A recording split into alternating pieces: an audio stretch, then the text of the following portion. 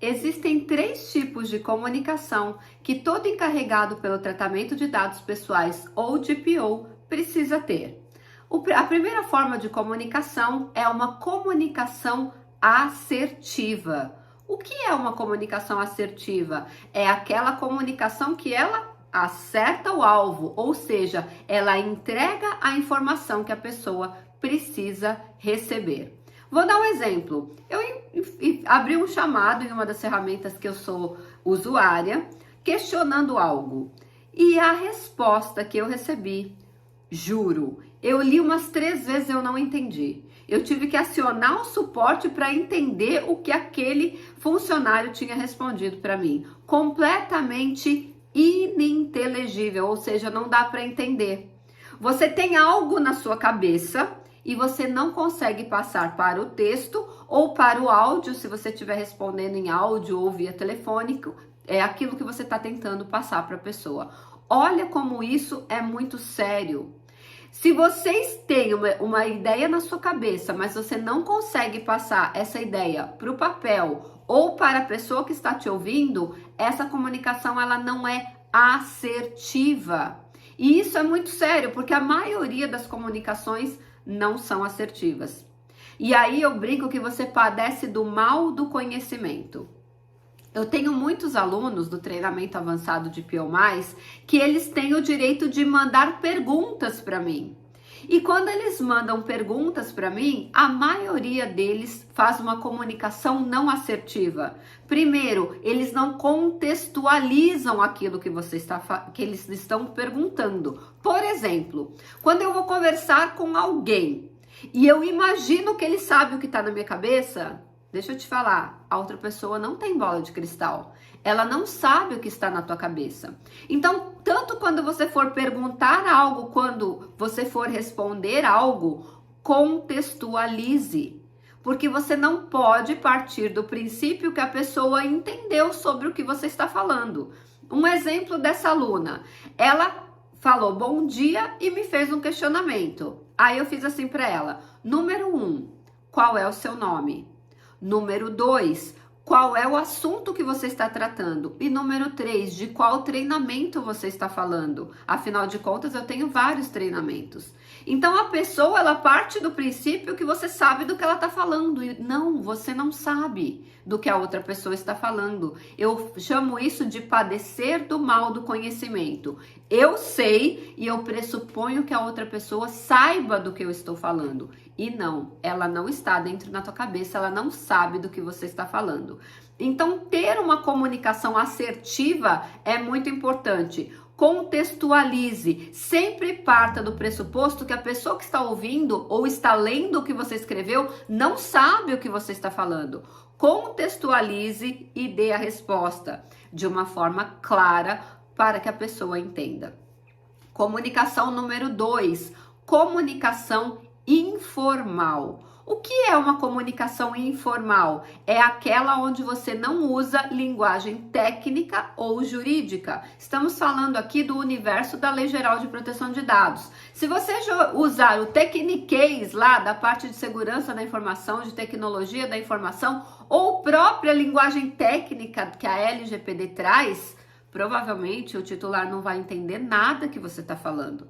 Se você for ainda da área jurídica e resolver usar o juridiquês, pior ainda. Eu vou contar uma história rapidinha para vocês. Uma certa vez eu fui atender um cliente e ele era americano, aliás, ele é brasileiro, mas morava nos Estados Unidos em muito tempo e ele me contratou para representá-lo como advogada no Brasil. E aí teve um dia que ele me ligou e fez um questionamento, eu expliquei para ele o que estava acontecendo no processo, aí ele virou para mim e falou assim: doutora, me desculpa a honestidade, aperta a tecla SAP e fale em português, porque a senhora falou juridiquês e eu não entendi nada. Na minha cabeça, eu estava falando de uma forma fácil. Na minha cabeça, lembra padecer do mal do conhecimento? Mas aquele cliente não estava entendendo nada. Então, a linguagem ou a comunicação informal é uma comunicação onde você usa o português mais simples possível, explicando nos mínimos detalhes todos os detalhes, né? Nos mínimos detalhes, todos os detalhes é ótimo. Nos mínimos detalhes, a solicitação que aquele titular te fez para que ele saia dali entendendo efetivamente o que foi explicado ou dito por você. Antes de eu falar da terceira forma de comunicação, vocês já sabem, né? Eu sou Silvia Brunelli e neste canal eu ajudo profissionais a se sentirem seguros para adequar qualquer empresa de qualquer porte à Lei Geral de Proteção de Dados. Quer aprender mais sobre a Lei Geral de Proteção de Dados todos os dias? Me inscreve aqui no canal, me inscreve é ótimo. Se inscreve aqui no canal, aperta o sininho das notificações, porque todos os dias eu trago um conteúdo inédito para você e também deixa o seu like antes de ir embora. E se você quer se aprofundar mais ainda no estudo da Lei Geral de Proteção de Dados, dia 10 de julho vai começar a maratona de adequação à LGPD na prática. Serão mais de 25 horas de conteúdo online, ao vivo, completamente gratuito, desde a teoria até a prática de um processo de adequação à LGPD, para deixar você seguro para fazer um processo completo de adequação à Lei Geral de Proteção de Dados, não importa o tamanho da empresa ou o porte dela, tá bom? O que eu faço para me inscrever, Silvia? Aqui na descrição desse vídeo tem o link de inscrição. Fechado!